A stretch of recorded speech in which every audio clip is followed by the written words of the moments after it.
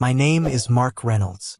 I'm 36, a financial consultant in a city big enough to have traffic but small enough that you still recognize the guy who makes your coffee. I've always liked routines. Same gym 3 mornings a week. Same sandwich shop on Wednesdays. Same quiet dinners at home, especially on Tuesdays when the world feels beige and predictable. That night was one of those Tuesdays. Salmon on our plates, brown rice, roasted asparagus that was starting to sag on the pan.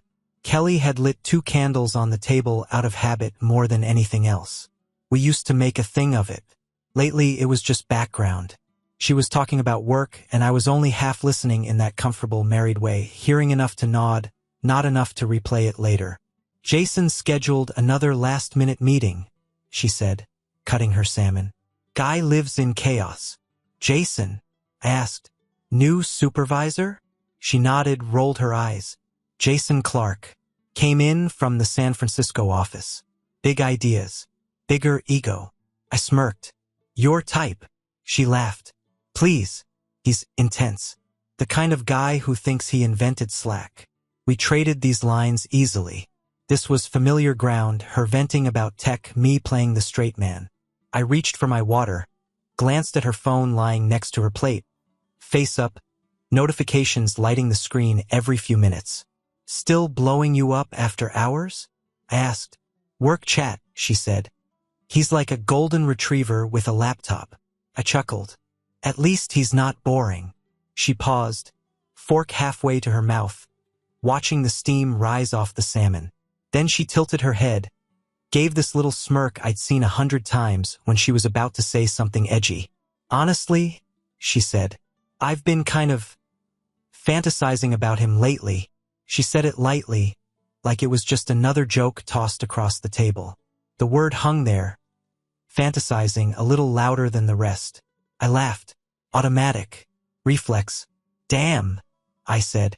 Poor old Mark getting replaced by tech bro Jason. She grinned, eyes on me, gauging my reaction. Relax. It's just a fantasy. People do that, you know? I played along. Is this where I pretend to be threatened and hit the gym more? You already hit the gym, she said. You're fine. It's harmless. She said it in that reassuring, sing-song tone. I nodded, picked up my fork again, pretending the conversation had already moved on. What's he look like? I asked, mostly to show I wasn't rattled. Tall, dark hair, confident, she said, shrugging. You know the type. Office crush material, I said. Fantasy material, she corrected with a small laugh. Relax, Mark. Every married person has fantasies. I'm telling you, that means we're healthy. I remember actually feeling relieved by that line. Healthy. If your wife could say that out loud, it had to be safe, right? I told myself honesty was a good sign. Only solid couples joked like that. We finished dinner. I rinsed the plates. She scrolled her phone at the table, thumb flicking fast. I didn't think much of it. Not enough, anyway. Later, we watched some forgettable show. She leaned against me. I felt normal, stable. Tuesday. But when the lights were off and the house went quiet, that one sentence replayed. I've been kind of fantasizing about him lately. I told myself it was nothing, that I was being insecure, that we were fine. Still, it stuck in my head like a sour note in a song I'd heard my whole life. Not loud enough to stop the music. Just enough that, for the first time, I wondered if I should be listening closer. The joke about Jason didn't fade. It just got quiet and moved into the background, like a low hum you only hear when the room goes still. 2 weeks later, the hum had a pattern. It started with running a little late tonight. A text at 5:37 p.m., the first time she'd said it. Jason needs help with some slides. Don't wait up for dinner. I stared at my phone, thumb hovering over the screen, then typed back, got it. Be safe. That was it. No fight. No suspicion. Just a small adjustment. Then a little late became normal. 2 nights that week. 3 the next. Always the same script. Meetings, deadlines, last-minute revisions. Jason needed this. Jason wanted that. Jason was apparently allergic to planning during business hours. She'd come in around 10 or 11, kick off her heels by the door, and head straight for the shower. Long day, I'd ask from the couch. The longest, she'd call back, already halfway down the hall. I probably smell like the office. She'd laugh. I didn't. Not really. It was the clothes that got me first. She started dumping everything directly into the washing machine, jacket, blouse, bra, all in one motion, like she was trying to erase the day as fast as possible. You can just leave it, I said once. I'll do laundry tomorrow. It's fine. She shot back a little too quickly. I'm already here. Her phone changed, too. It used to live on the kitchen counter, charging, half forgotten. Now it moved with her. Face down on the table. Face down on the couch. Carried into the bathroom when she showered. One night, it buzzed next to her while we were watching TV. She flinched, grabbed it, and turned the screen away from me like she was blocking a punch. Work? I asked. Yeah, she said, eyes flicking over the messages. Nothing big. I didn't push. I just watched the way her jaw tightened. Then came Thursday night. She kissed my cheek at 6:30 p.m., dressed a little sharper than usual for just staying late. Big investor deck, she said, grabbing her bag. Jason's freaking out. I might be really late. How late? I asked. Midnight? 1. She winced. I know. I owe you a real dinner soon. Text me if anything changes. I said. I will, she answered, already halfway out the door. I made myself a simple dinner. Answered some client emails. Went to bed around 11, the other side of the mattress cold and untouched. I checked my phone once, no text. Told myself she was busy. Told myself grown adults work late. Told myself a lot of things. I woke up to the sound of the front door unlocking. The clock read 3:04 a.m. I lay still for a second, letting the fact sink in. 3 in the morning. Not midnight. Not 1. 3. The door clicked shut. Heels off. Whispered cursing as she nearly dropped her bag. I swung my legs out of bed and walked down the hallway. The house dark except for the small light above the stove. She froze when she saw me in the living room. Hey, I said, voice calm. Too calm. Long night at the office? Her hair told the story first. Messy in a way that didn't look like overtime. Her makeup was smudged under her eyes. There was a faint smell riding under her perfume. Not mine. Not hers. A woody, expensive cologne that didn't live in our house. She tried to smile, but her eyes flickered, just for a second. Guilt, fear, calculation. All of it flashed and died in a heartbeat. Yeah, she said, dropping her purse onto the chair. I'm so sorry. Jason completely melted down over this investor presentation. We had to redo half of it. Until 3 in the morning? I asked. She nodded too fast. You know how these guys are. Last-minute changes, endless feedback. I should have texted. I just got buried. I held her gaze steady. Were you really working, Kelly? That landed like a weight between us. She swallowed. What else would I be doing? I didn't answer. I just let my eyes move. Hair, makeup, the slight redness on her neck, the wrinkles in her blouse that didn't look like been at a desk. I'm going to take a quick shower, she said, her voice tightening. I feel disgusted. Can we talk in the morning, please? I'm dead. I stepped aside. Sure. Morning. She slipped past me, almost flinching at how close we were. The bathroom door closed. Water started running within seconds. I stood alone in the living room, staring at the door she just disappeared behind, breathing in that faint, unfamiliar cologne. Suspicion wasn't a shadow anymore. It had weight, smell, shape. On the surface, I let her have her shower, her bed, her sleep. Underneath, something solid shifted. The benefit of the doubt snapped in half. I didn't know every detail yet, but I knew this much. Whatever line she'd been dancing on, she'd crossed it. And there was no way back to harmless fantasy after 3:04 a.m. The morning after the 3 a.m. return, the house felt like a stage after the actors left. Same furniture, same walls, different air. Kelly moved fast, like speed could erase the night before. I might actually get home on time today, she said, pouring coffee into a travel mug. No eye contact. Jason's out with clients, so it should be calmer. I watched her from the other side of the island. Must be nice, I said. She gave a tight smile, kissed my cheek, and told me she'd text.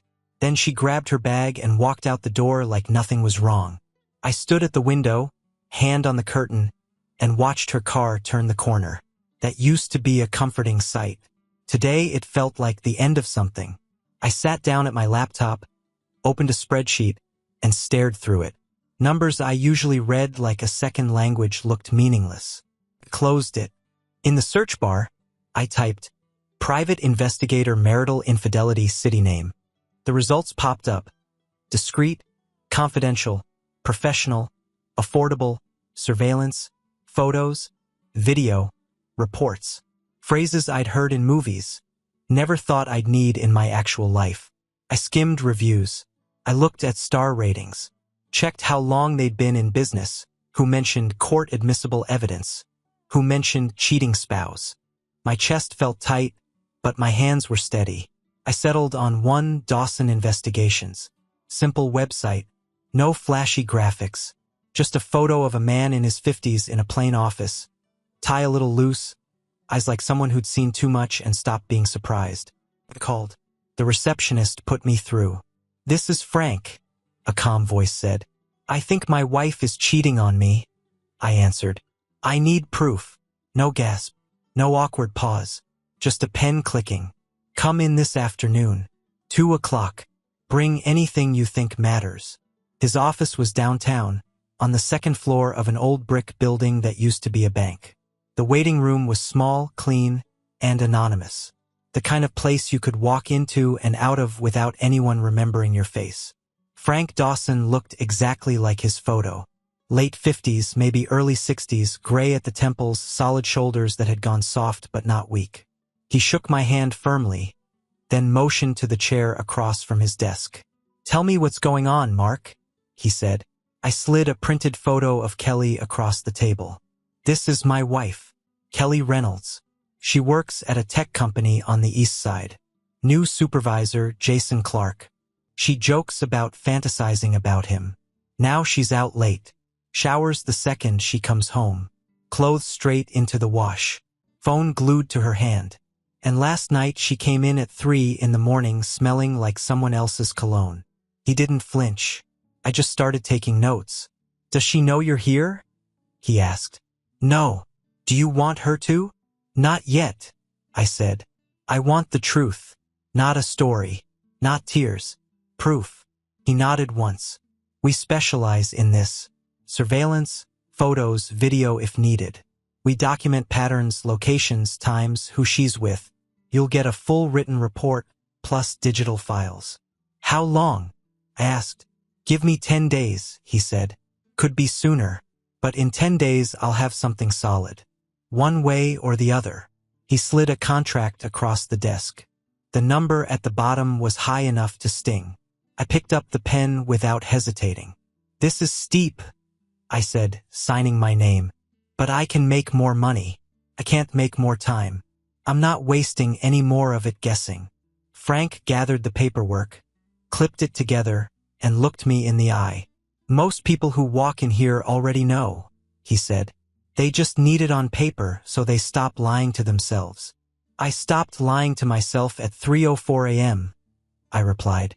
Now I just want the kind of truth that shuts every argument down. He nodded once.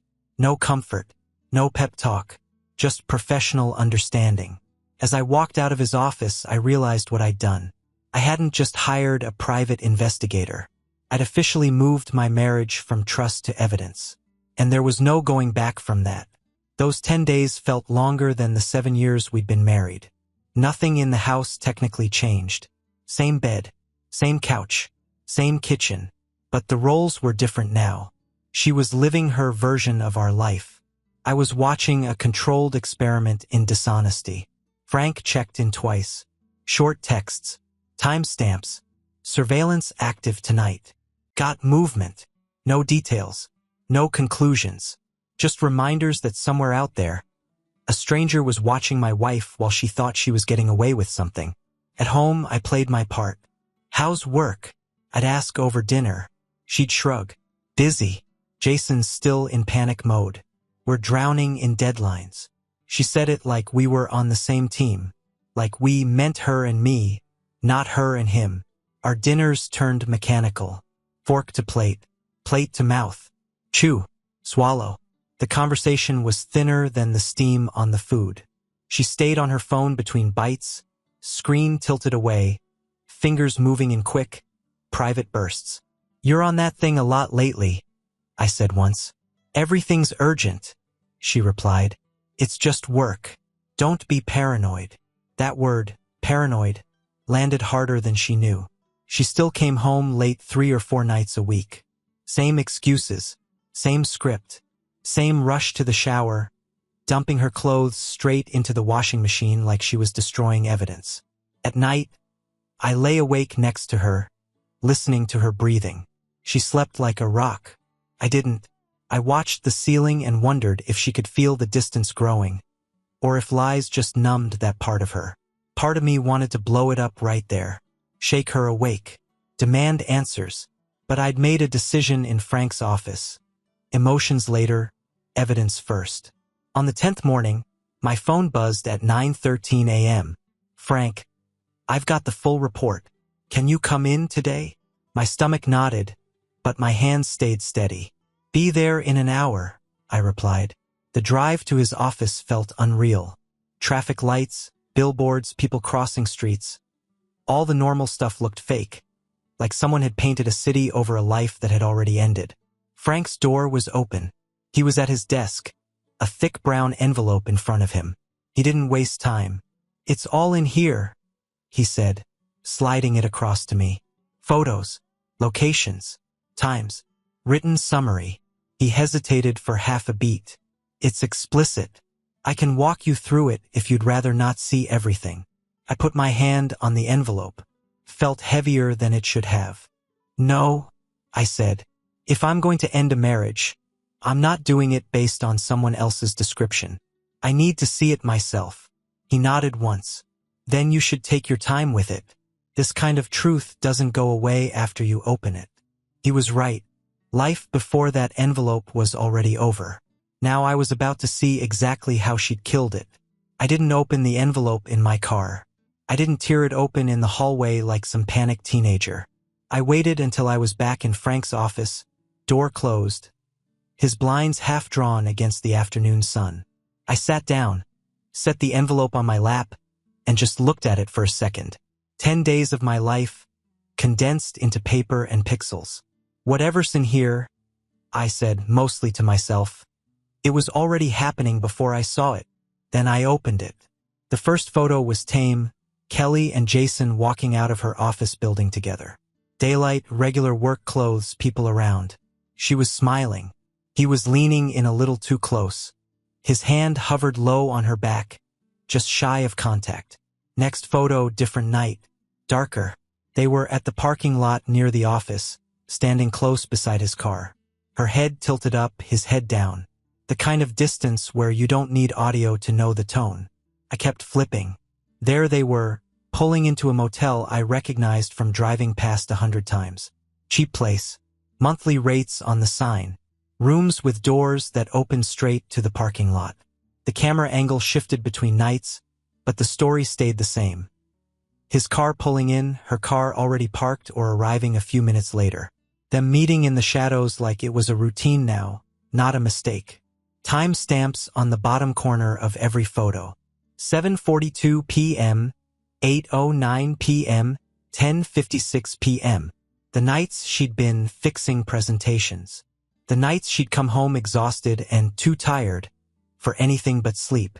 Then the closer shots. Them standing at the door to the room, his hand clearly on her lower back this time. She is leaning into him. Their faces turned just enough that, in one frame, their mouths were on each other. My jaw tightened. My hands didn't shake. I just kept flipping. The written report was clinical. Dates, times, locations. Subject Kelly Reynolds met subject Jason Clark at motel name. Entered room 214. remaining approximately 2.5 hours. Over and over. No drama, just a pattern of decisions. Halfway through the report, something new. A different hotel downtown. A 3-day marketing conference she'd told me about, complete with a printed schedule she'd left on the fridge. Frank had attached a note. No such conference was held at this location on listed dates. Hotel records show reservations for Jason Clarke and Kelly Reynolds. Separate bookings, same floor, overlapping stay. There were photos of them at that hotel too. Checking in, grabbing drinks at the bar, walking to the elevator shoulder to shoulder. Her smile in those shots wasn't professional. It was familiar, intimate, practiced. "Where'd you get the messages?" I asked, my voice low. Frank slid a stapled bundle over. "Internal chats. I have a source in their company who pulled logs once we confirmed the affair involved company resources. Names removed, but context is clear. They weren't graphic in the physical sense. I'd seen worse language on the internet. What made them hit was the planning. The lies. I'll tell him it's a late meeting. He buys it every time. Conference weekend will be perfect." My name was reduced to a problem to solve so their schedule stayed clean. At the end, Frank added one more sheet and one more photo. "Thought you should know this too," he said. The photo showed Jason in a grocery store, standing next to a visibly pregnant woman. A hand resting on her lower back the same way he did with Kelly. The note under it read, "Emily Clarke, wife, 7 months pregnant. Verified through county records." My stomach turned, not from jealousy, but from scale. This wasn't just my life he was wrecking. "His wife knows?" I asked.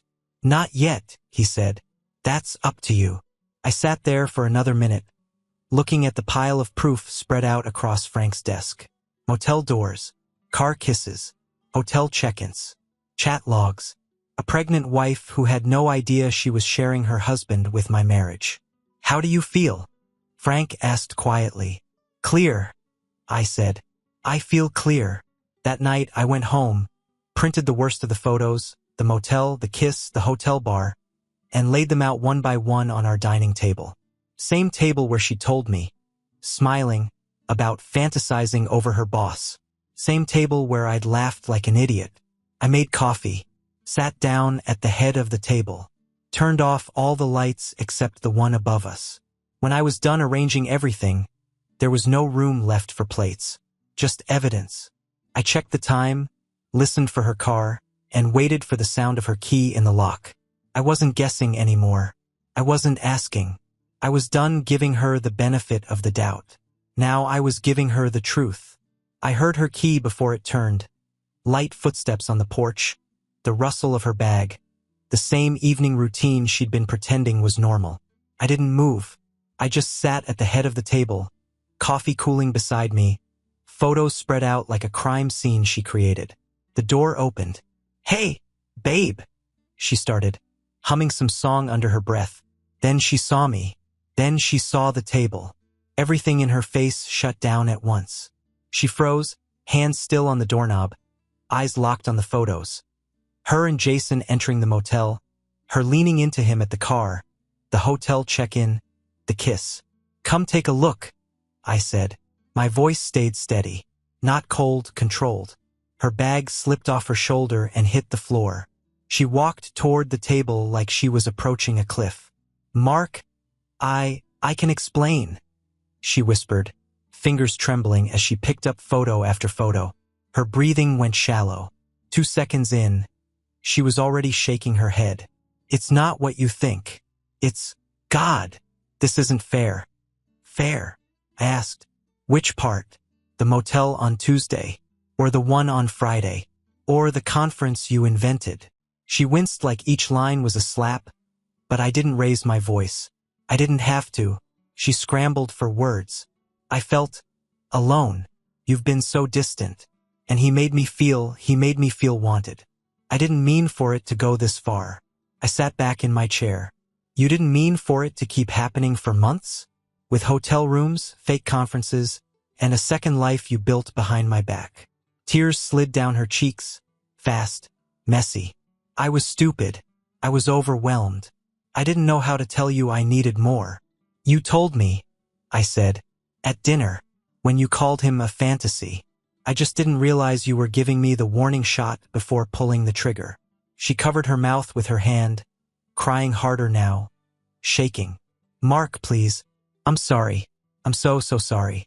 I didn't think. That's the problem. I cut in. You didn't think about me. Not once. I let the silence settle. Then I slid one final photo across the table, Jason with his pregnant wife. Her crying stopped instantly. She stared at it, confused at first, then horrified. What is this? She asked. That's Emily Clark, I said. Jason's wife, 7 months pregnant. He didn't tell you that part, did he? Her knees buckled. She had to grab the back of a chair to stay upright. Pure shock, not guilt. Shock. He said he was divorced, she whispered. He told me he'd been single for over a year. I nodded once. He lied to you too. Congratulations. You weren't special. You were convenient. She swallowed hard, staring at that photo like it broke something inside her. And here's the part you really won't like, I said. I sent everything to Emily. All the photos, all the dates, all the details. She deserved the truth, just like I did. Kelly's head snapped up. You had no right. Truth doesn't need permission, I replied. You wrecked her life the same way you wrecked mine. She deserves the chance to clean up the mess you helped create. She opened her mouth to argue, then shut it. There was nothing left for her to say. I stood up, picked up my keys, and walked toward the door. Where are you going? She asked, voice small, broken. Away from this, I said. You'll be out by the end of the week. My lawyer will contact you tomorrow. Don't call me. Don't text me. Handle the legal side like an adult. Mark, please. But I didn't turn around. I stepped out of the house, leaving her standing there in a room wallpapered with her own decisions, sobbing over the life she wasted and the man she underestimated. And for the first time in a long time, the night air felt clean. Once the truth was out, everything moved fast. Faster than I expected. Faster than Kelly could brace for. Emily Clark didn't waste a second. The moment she had the photos, she confronted Jason, kicked him out, and filed for divorce with the precision of someone who knew the law better than he knew his own lies. She went straight for alimony, assets, and every advantage his infidelity handed her. On my end, I sent HR a clean, organized package. Misuse of corporate funds, falsified conference paperwork, supervisor, subordinate misconduct. No commentary, just evidence. The investigation hit them like a hammer. Both Kelly and Jason were terminated for cause, no severance, no reference, no soft landing. Their names circulated through the industry in whispers. Doors closed before they even knocked. Legally, my path was simpler. My attorney saw the photos, nodded once, and told me the settlement would lean my way. It did. I kept the house, the majority of assets. No drawn-out negotiations, no guilt bargaining. Kelly signed the papers quietly, hands shaking, looking like the affair had aged her a decade. I didn't feel triumphant. I felt resolved. The consequences weren't revenge. They were simply the truth doing its job. Recovery didn't come in a rush. Came in small, steady pieces: work, routine, sweat, quiet. I threw myself into my consulting business, taking on new clients, tightening operations, expanding in ways I'd put off during the marriage. Every win reminded me I wasn't defined by what she did. The gym became my anchor. Not some dramatic transformation, just consistency. Weight on the bar. Breath in my chest. Strength returning one rep at a time. Friends I drifted from pulled me back into their orbit, and I let them. I'd forgotten how grounding simple conversation could be when no one was lying to you. The betrayal didn't disappear. Some nights it still stung, but I stopped letting it steer the wheel. I wasn't trying to erase the past, just outgrow it. That's when Megan entered the picture. A colleague I'd grabbed coffee with a dozen times before noticing how steady she was. No games, no weird energy, no hidden agendas. Just calm conversation and genuine interest. I didn't chase anything. I didn't force anything. I let it unfold slowly, naturally. This part of my life wasn't about replacing Kelly. It was about becoming the man who didn't need anyone's validation to stand tall again. 6 months later, I was sitting in a quiet cafe near my office, reviewing notes before a client meeting. It was an ordinary morning, the kind that feels solid under your feet. Then I looked up and saw her, Kelly, alone in the corner, laptop open, coffee untouched, looking smaller than I remembered, tired, worn, like life had been chewing on her since the day I walked out. She noticed me and stood, hesitating before walking over. Mark, hi. Kelly, calm, neutral, no heat left in the ashes. She studied me, healthier, clearer, steadier, and I could see the realization hit her. I was better without her. Are you okay? She asked, voice cracking. I am, I said simply. When Megan walked in and waved, Kelly's face shifted. Understanding, loss, consequence. I'm sorry, she finally whispered. I regret it every single day. I ruined everything. I believe you're sorry, I said, but it doesn't change what happened. You turned a fantasy into reality instead of telling me you were unhappy. That's on you. She nodded, eyes wet. No excuses left. I wish you the best, I told her. Not as a line, just truth.